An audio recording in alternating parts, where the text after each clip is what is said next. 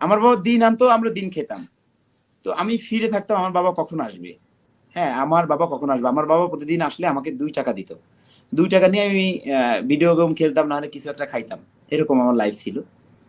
তো আমার বাবার কষ্ট দেখে আমি যখন দেখলাম বর্ষাকাল আসলে আমাদের খুব কষ্ট হইতো। মানে আমরা কি ধরেন কারো কাছে টাকা চাইতাম, ভাই 200 টাকা দাও, 100 টাকা দাও, এটা দিয়ে আমাদের জীবনযাপন করতাম। হ্যাঁ, তো আপনি তো জানেন বাংলাদেশের মানুষ খুব কম মানুষকে হেল্প করে। এখন হয়তো, আগে তো সবাই টাকা পয়সা ছিল না। তো এই কষ্টটা দেখে, আমার বাবার কষ্টটা দেখে আমি কি করি, ঢাকায় চলে আসি। ঢাকায় আসলে এফডিসির পাশে তখন আহ, মানে কিছু বস্তি এলাকা ছিল। তখন ভাতের হোটেল ছিল। আমি ভাতের হোটেলে মানে চাকরি নিই। 10 টাকা আমি আমি সারা, আমাকে 3 বেলা খেতে দিবে, আমি থাকতে দিবে এবং 10 টাকা দিবে। তো আমি তো আলহামদুলিল্লাহ, আগে পাইতাম 2 টাকা পাওয়ার কাছ থেকে, এখন পাই 10 টাকা, বিশাল ব্যাপার না আমার কাছে। এবং আমি গেটের সামনে থেকে নায়ক নায়িকা দেখতেছি। তো একটা সময় আমি গেটে যে দাঁড়াই থাকি, তো আমি না একটা ফিল্মের শুটিং দেখার জন্য আমি ভিতরে ঢুকতে গেছি, আমাকে ঘাড় ধাক্কা ধরে বের করে দিছে দারোয়ানে। তো আমারে আরেকটা দারোয়ান উঠালে, বললো কি তোর কাছে টাকা আছে কিনা। আমি বললাম যে কয় টাকা। তো উনি বললো 20 টাকা দে, তোরা তোরা ঢুকতে দিব। তা আমি ওনাকে 20 টাকা দিলাম। 20 টাকা দিয়ে ঢুকে দেখলাম যে আমারই একটা ফ্রেন্ড, ওর নাম হচ্ছে আসিফ।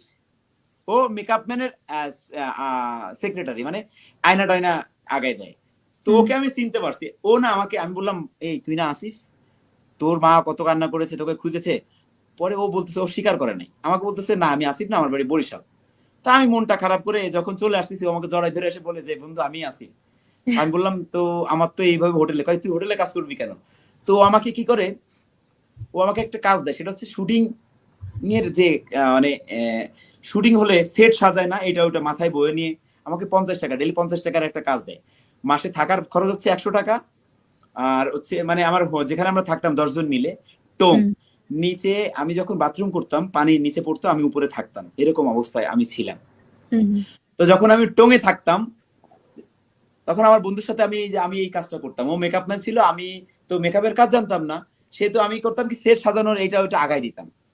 তো এক ক্ষেত্রে দু ক্ষেত্রে আমি ঢাকা শহরে আমি জেদ করে বাড়ি যাইনি। লাইফে কষ্ট করেছি। কষ্ট করতে করতে মোটামুটি পর্যায়ে, ভালো একটা পর্যায়ে আমাকে আজকে আল্লাহ তাআলা